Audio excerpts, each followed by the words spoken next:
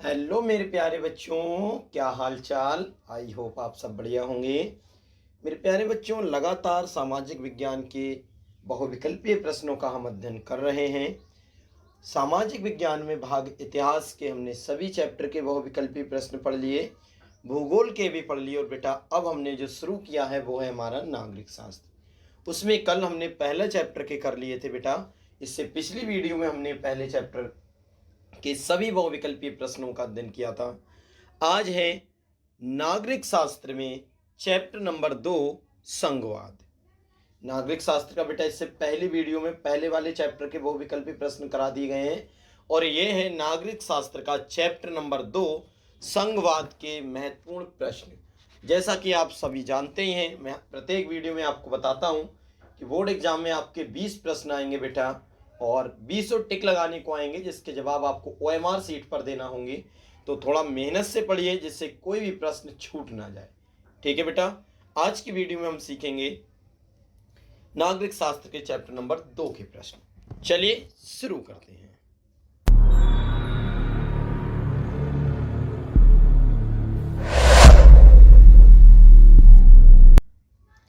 मेरे प्यारे बच्चों, सबसे पहले हेडिंग है बहुविकल्पीय प्रश्न। एक अंक सही विकल्प चुनिए। सभी वीडियो में आपको बता रहा हूं कि एक अंक का एक प्रश्न आएगा टिक लगाने वाला। मतलब यदि आपका एक प्रश्न सही गया तो इसका मतलब है एक अंक आपको प्राप्त हो गया। ठीक है, चलिए अब देखते हैं बेटा प्रथम प्रश्न। इनमें से कौन सा विषय समवर्ती सूची में शामिल नहीं है?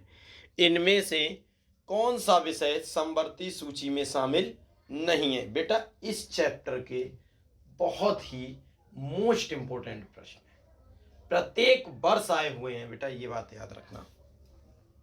इनमें से कौन सा विषय समवर्ती सूची में शामिल नहीं है?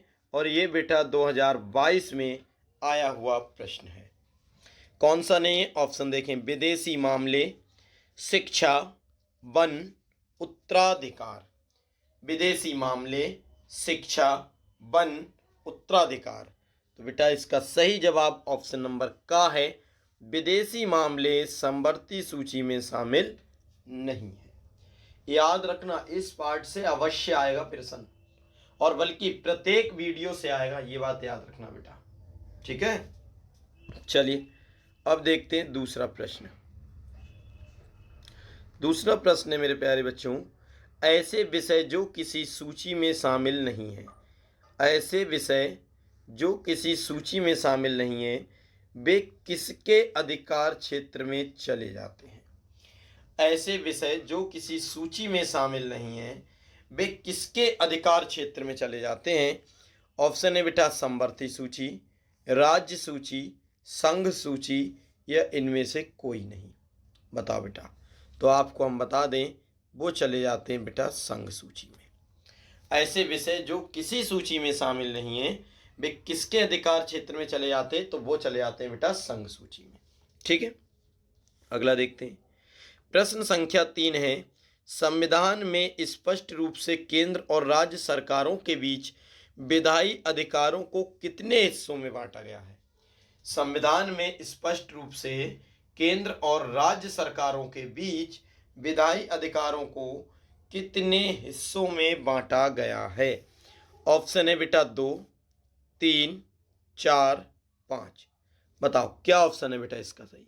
तो ऑप्शन नंबर खा हो जाएगा 3। ऑप्शन नंबर खा हो जाएगा बेटा 3। 3 हिस्सों में बांटा गया है। चलिए अब देखते हैं प्रश्न संख्या 4। प्रश्न संख्या 4 है मेरे प्यारे बच्चों, ध्यान से समझें। देखें, ग्राम पंचायत के क्षेत्र के अध्यक्ष को क्या कहा जाता है? ग्राम पंचायत के क्षेत्र के अध्यक्ष को क्या कहा जाता है? ऑप्शन है बेटा सरपंच, मुखिया, ग्राम प्रधान, या वार्ड सदस्य। बताओ, सरपंच, मुखिया, ग्राम प्रधान, या फिर वार्ड सदस्य। तो बेटा इसका सही जवाब हो जाएगा ऑप्शन नंबर का, सरपंच। ग्राम पंचायत के जो अध्यक्ष होते हैं उन्हें क्या कहते हैं बेटा? सरपंच कहते हैं। प्रश्न संख्या 5 है, एकात्मक शासन व्यवस्था से क्या तात्पर्य है? एकात्मक शासन व्यवस्था से क्या तात्पर्य है? ऑप्शन का है एकात्मक व्यवस्था में शासन का एक ही स्तर होता है। ऑप्शन खा है इसमें शासन का बंटवारा नहीं होता। ऑप्शन गा है कई सरकारें होती हैं लेकिन शासन का स्वरूप एक होता है। और ऑप्शन घा है उपयुक्त में से कोई भी नहीं। तो बेटा इसका सही जवाब हो जाएगा ऑप्शन नंबर का, एकात्मक व्यवस्था में शासन का एक ही स्तर होता है। बेटा ये जवाब आपका बिल्कुल ठीक हो जाएगा मेरे प्यारे बच्चों। आई बात समझ में? नहीं आई? चलो अब देखते हैं बेटा प्रश्न संख्या 6। मेरे प्यारे बच्चों एक बात अवश्य याद रखना, प्रश्न आपको लगातार पढ़ने और प्रत्येक वीडियो को ढंग से देखना है। कारण क्या है बेटा, लगभग सभी में 5-5। आप पहले मुझे ये बताइए आपके इतिहास में कितने भाग हैं? तो आप कहेंगे हमारे इतिहास में 4 भाग। कौन कौन से?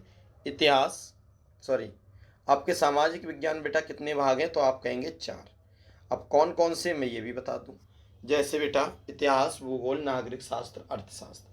और लगभग सभी में और 20 प्रश्न आएंगे सामाजिक में, तो बेटा चारों में से 5-5 नंबर के आएंगे। और लगभग सभी में 5-5 ही चैप्टर है, 7वीं है बेटा 5-5 है। तो कम से कम जिनमें 5-5 है उनमें हर प्रश्न से अर्थात हर पार्ट से एक एक प्रश्न आएगा।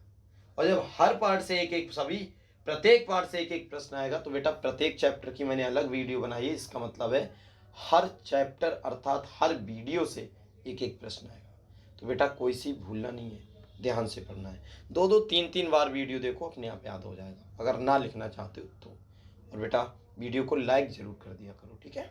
चैनल को भी सब्सक्राइब कर दें, दोस्तों को शेयर कर दें। छठा प्रश्न, नीचे भारत के शासन के विभिन्न स्तरों और उनके कानून के अधिकार क्षेत्रों में जोड़ दिए गए हैं। देखो बेटा नीचे भारत में शासन के विभिन्न स्तरों और उनके कानून बनाने के अधिकार क्षेत्र के जोड़े दिए गए हैं। इनमें से कौन सा जोड़ा सही मेल वाला नहीं है? एक गलत है बेटा। जैसे का वाला देखिए ऑप्शन, राज्य सरकार राज्य सूची, केंद्र सरकार संघीय सूची, केंद्र और राज्य सरकार समवर्ती सूची, स्थानीय सरकार अवशिष्ट शक्तियां। बताओ कौन सा गलत है? तो बेटा घ वाला ही गलत है इसमें। स्थानीय सरकार अवशिष्ट सूचियों वाला शक्तियों वाला जो है बेटा वो गलत है। स्थानीय सरकार अवशिष्ट शक्तियां ये ऑप्शन गलत है, ठीक है बेटा। चलिए अब देखते हैं बेटा 7वां प्रश्न। 7वां प्रश्न है मेरे प्यारे बच्चों, नगर निगम के प्रमुख को क्या कहते हैं? नगर निगम के प्रमुख को क्या कहते हैं? ऑप्शन है बेटा चेयरमैन, मेयर, नगर प्रधान, नगर अधीक्षक। चेयरमैन कहते हैं, मेयर कहते हैं, नगर प्रधान कहते हैं या नगर अधीक्षक कहते हैं। तो बेटा इसका सही जवाब ऑप्शन नंबर खा हो जाएगा, मेयर कहते हैं इसे।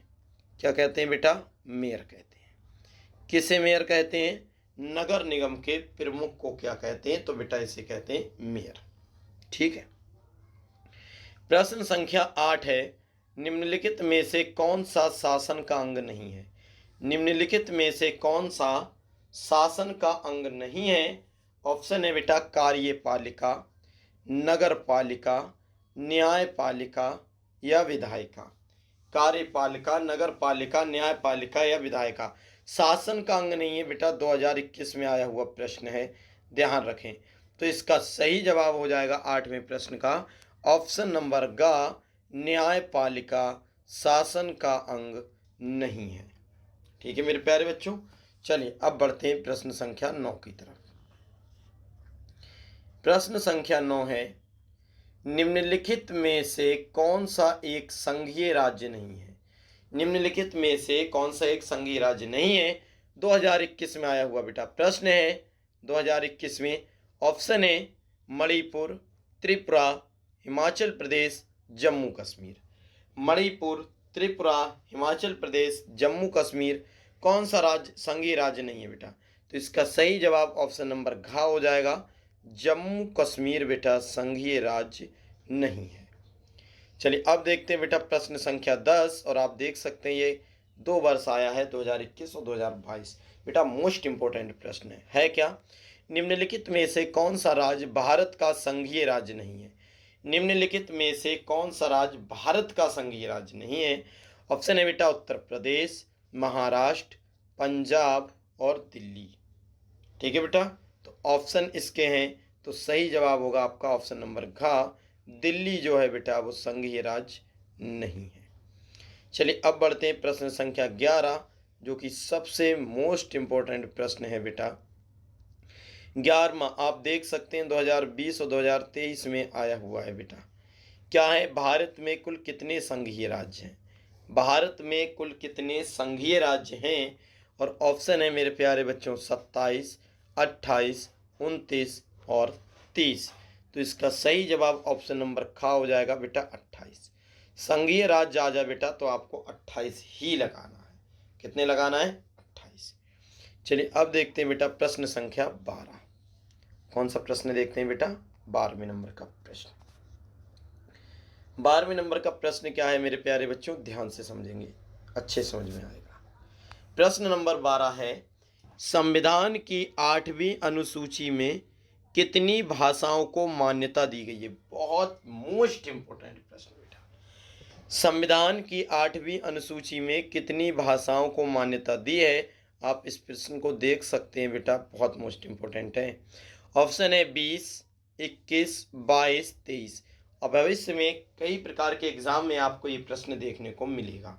संविधान की 8वीं अनुसूची में कितने भाषाओं को मान्यता दी है? तो बेटा इसका ऑप्शन नंबर ग बिल्कुल ठीक हो जाएगा, 22 भाषाओं को। कितनी भाषाओं को बेटा? 22 भाषाओं को। प्रश्न संख्या 13 है, संविधान में उल्लिखित 3 अनुसूचियों में से निम्नलिखित में से कौन सा विषय समवर्ती सूची में शामिल है? संविधान की उल्लिखित 3 अनुसूचियों में से निम्नलिखित में से कौन सा विषय समवर्ती सूची में शामिल है? और बेटा देखो ये भी प्रश्न इंपॉर्टेंट है, कई बार आया हुआ है। ऑप्शन है बेटा शिक्षा, कृषि, पुलिस, रक्षा। बताओ कौन सा विषय समवर्ती सूची में शामिल है? तो इसका जवाब बहुत ही मोस्ट इंपॉर्टेंट है बेटा, शिक्षा। शिक्षा बेटा समवर्ती सूची में शामिल है, जिसमें राज्य सरकार और केंद्र सरकार दोनों योगदान देते हैं। चलिए अब बढ़ते हैं बेटा प्रश्न संख्या 14 की तरफ। प्रश्न संख्या 14 है मेरे प्यारे बच्चों, वर्तमान समय में भारतीय संघ में कितने केंद्र शासित प्रदेश हैं? वर्तमान समय में भारतीय संघ में कितने केंद्र शासित प्रदेश हैं? और बेटा जैसा कि आप जानते हैं ये भी देखिए 2020, 2021, 2023 3 साल आया हुआ प्रश्न है। ऑप्शन क्या है बेटा? 9, 7, 10, 8। वर्तमान समय में भारतीय संघ में कितने केंद्र शासित प्रदेश हैं? 9, 7, 10 या 8। तो बेटा इसका सही जवाब ऑप्शन नंबर घ हो जाएगा 8। कितने बेटा? 8। 8 जो हैं वो केंद्र शासित प्रदेश हैं। चलिए प्रश्न संख्या 15 देखते हैं बेटा। संघात्मक शासन प्रणाली में अधिकारों का विभाजन होता है। संघात्मक शासन प्रणाली में अधिकारों का विभाजन होता है बेटा, मोस्ट इंपोर्टेंट प्रश्न है। आप किसी भी प्रश्न को उसकी सन से ही अंदाजा लगा सकते हैं वो कितने वर्ष आया हुआ प्रश्न होगा। संघात्मक शासन प्रणाली में अधिकारों का विभाजन होता है। ऑप्शन है बेटा केंद्र एवं राज्यों इकाइयों के मध्य, एक राज्य एवं अन्य राज्यों के बीच, व्यवस्थापिका एवं कार्यपालिका के मध्य, व्यवस्थापिका एवं न्यायपालिका के मध्य। बताओ बेटा 15वें का कौन सा जवाब बिल्कुल ठीक होगा? तो इसका सही जवाब है बेटा ऑप्शन नंबर का, केंद्र एवं राज्यों या इकाइयों के मध्य। केंद्र एवं राज्यों के मध्य। 15वें का वाला बिल्कुल बेटा ठीक है प्रश्न। चलिए अब बढ़ते हैं बेटा 16वें प्रश्न की तरफ। एक एक प्रश्न चुनिंदा है और एक एक प्रश्न को आप सन से अंदाजा लगा सकते हैं। प्रश्न 16 है, निम्नलिखित में से कौन सा संघीय सूची का विषय है? निम्नलिखित में से कौन सा संघीय सूची का विषय है?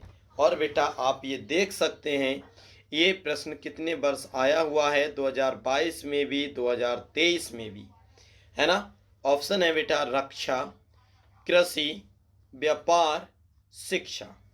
रक्षा, कृषि, व्यापार, शिक्षा कौन सा है बेटा संघीय सूची का विषय? मोस्ट इंपोर्टेंट प्रश्न है, इसे इंपोर्टेंट लगा लें तो बेटा इसका सही जवाब है ऑप्शन नंबर का रक्षा। संघीय सूची का विषय क्या है बेटा? रक्षा। देखते हैं प्रश्न संख्या 17, भारत में मताधिकारों की आयु क्या है? भारत में मताधिकारों की आयु क्या है? और बेटा ये भी 2022-2023 में आया हुआ प्रश्न है। ऑप्शन है बेटा 21 वर्ष, 20 वर्ष, 25 वर्ष, 18 वर्ष। मताधिकार मतलब वोट डालने का अधिकार किस उम्र से मिल जाता है? भारत में 21 वर्ष, 20 वर्ष, 25 वर्ष, 18 वर्ष। तो आप सब जानते हैं 18 वर्ष में आपका वोट बन जाता है। ऑप्शन नंबर का 18 बिल्कुल ठीक हो जाएगा। प्रश्न संख्या बेटा 18 है, लिखित संविधान भारत में कब लागू हुआ? लिखित संविधान भारत में कब लागू हुआ? और बेटा 2022-2023 में आया हुआ प्रश्न है, कब लागू हुआ? ऑप्शन नंबर का है 15 अगस्त, 14 अगस्त, 10 दिसंबर, 26 जनवरी। 15 अगस्त को, 14 अगस्त को, 10 दिसंबर को या 26 जनवरी को? बताओ बेटा। तो इसका ऑप्शन नंबर घ बिल्कुल ठीक है। आप सब जानते हैं 26 जनवरी को हमारा संविधान लागू हुआ था। चलिए अब बढ़ते हैं बेटा प्रश्न संख्या 19 की तरफ। मेरे प्यारे बच्चों, प्रश्न संख्या 19 है, भारत में सर्वाधिक बोली जाने वाली भाषा कौन सी है? भारत में सर्वाधिक बोली जाने वाली भाषा कौन सी है? ये इस बार आया हुआ प्रश्न बेटा 2022-2023 में पूछा गया था। कौन सी है? उर्दू, अंग्रेजी, हिंदी या पंजाबी? बताओ बेटा, उर्दू, अंग्रेजी, हिंदी या पंजाबी? तो आप समझदार हैं बेटा, इसका सबसे ज़्यादा ऑप्शन है हिंदी। अरे बताओ, भारत में सबसे ज़्यादा कौन सी भाषा बोली जाती है? हिंदी। तो ऑप्शन नंबर का बिल्कुल ठीक होगा। प्रश्न संख्या 20 है, संविधान के अनुसार भारत की राजभाषा कौन सी है? संविधान के अनुसार भारत की राजभाषा कौन सी है? और बेटा ये 2022 में आया हुआ प्रश्न है। ऑप्शन है बेटा हिंदी, उर्दू, संस्कृत, अंग्रेजी। हिंदी है, उर्दू है, संस्कृत है, अंग्रेजी है, कौन सी बेटा? तो ऑप्शन नंबर का है हिंदी। बेटा संविधान के अनुसार भारत की राजभाषा भी हिंदी है और भारत में सबसे ज़्यादा बोली भी हिंदी ही जाती है। चलिए प्रश्न संख्या 21 देखते हैं बेटा। निम्नलिखित में से क्या राज्य सूची का विषय नहीं है? निम्नलिखित में से क्या राज्य सूची का विषय नहीं है? ये बेटा 2022 में आया हुआ प्रश्न है। ऑप्शन है पुलिस, कृषि, सिंचाई, मुद्रा। पुलिस, कृषि, सिंचाई, मुद्रा, कौन सा राज्य सूची का विषय नहीं है? तो बेटा इसका ऑप्शन नंबर घ बिल्कुल ठीक हो जाएगा। मुद्रा जो है बेटा वो राज्य सूची का विषय नहीं है। चलिए अब बढ़ते हैं बेटा प्रश्न संख्या 22 की तरफ। और प्रत्येक प्रश्न बेटा देखो किसी ना किसी वर्ष आया है, मोस्ट इंपोर्टेंट प्रश्न है सभी। 22 नंबर का प्रश्न है मेरे प्यारे बच्चों, भारतीय संघ में अवशिष्ट शक्तियां किसको प्राप्त हैं? भारतीय संघ में अवशिष्ट शक्तियां किसको प्राप्त हैं? और बेटा ये 2022-2023 में आया हुआ प्रश्न है। ऑप्शन है राज्य को, ऑप्शन खा है बेटा संघ को, ऑप्शन गा है का और खा दोनों को, और ऑप्शन घा है इनमें से कोई नहीं। तो बताओ बेटा किसको प्राप्त हैं? तो ऑप्शन नंबर खा है संघ को। अवशिष्ट शक्तियां संघ को प्राप्त हैं। याद रखें, इंपॉर्टेंट प्रश्न बेटा। प्रश्न संख्या 23 है, भारत में पंचायती राज की स्थापना कब हुई थी बेटा? भारत में पंचायती राज की स्थापना कब हुई थी? ये बेटा 2023 में आया हुआ प्रश्न है। ठीक है, तो ऑप्शन है बेटा 1980 में, 1990 में, 1992 में और 2004 में। बताओ पंचायती राज की स्थापना कब हुई? 1980, 1990, 1992 और 2004 में। तो बेटा इसका सही जवाब ऑप्शन नंबर का हो जाएगा 1992 में। कब हुई थी पंचायती राज की स्थापना? 1992 में। ठीक है मेरे प्यारे बच्चों, देखते हैं प्रश्न संख्या 24, हिंदी किस प्रकार की भाषा है? हिंदी किस प्रकार की भाषा है? ये बेटा 2023 में आया हुआ प्रश्न है। ऑप्शन है राजभाषा, क्षेत्रीय भाषा, अल्पसंख्यकों की भाषा, इनमें से कोई नहीं। बताओ बेटा, राजभाषा, क्षेत्रीय भाषा, अल्पसंख्यकों की भाषा, इनमें से कोई नहीं। तो इसका सही जवाब ऑप्शन नंबर का है बेटा राजभाषा। किस प्रकार की भाषा है? राजभाषा। चलिए अब देखते हैं बेटा प्रश्न संख्या 25। कौन सा बेटा? प्रश्न संख्या 25। प्रश्न संख्या 25 क्या है जरा ध्यान से समझते हैं। और ये तो आप भी जानते हैं बेटा, ये सभी प्रश्न आए हुए हैं तो इम्पोर्टेंट हैं ही। प्रश्न संख्या 25 है, निम्नलिखित में से कौन सा राज्य सूची का विषय है? निम्नलिखित में से कौन सा राज्य सूची का विषय? बेटा 2023 में आया हुआ प्रश्न है, गलत मत कर देना। ऑप्शन है मुद्रा, विदेशी कार्य, बैंकिंग या व्यापार। मुद्रा, विदेशी कार्य, बैंकिंग या व्यापार, बताओ कौन सा है बेटा? तो इसका सही जवाब ऑप्शन नंबर घ है, व्यापार राज्य सूची का विषय है। ठीक है, चलिए प्रश्न संख्या 26 देखते हैं। निम्नलिखित में से संघात्मक शासन कहाँ नहीं है? ऑप्शन है बेटा भारत, श्रीलंका, बेल्जियम, संयुक्त राज्य अमेरिका। बताओ कहाँ नहीं है बेटा? आप देख रहे हैं ये भी 2023 में आया हुआ प्रश्न है, तो इसका सही जवाब ऑप्शन नंबर का है बेटा भारत। भारत में संघात्मक शासन नहीं है। बेटा वीडियो पसंद आ रही तो लाइक कर दो, कंजूसी क्यों दिखाते हो।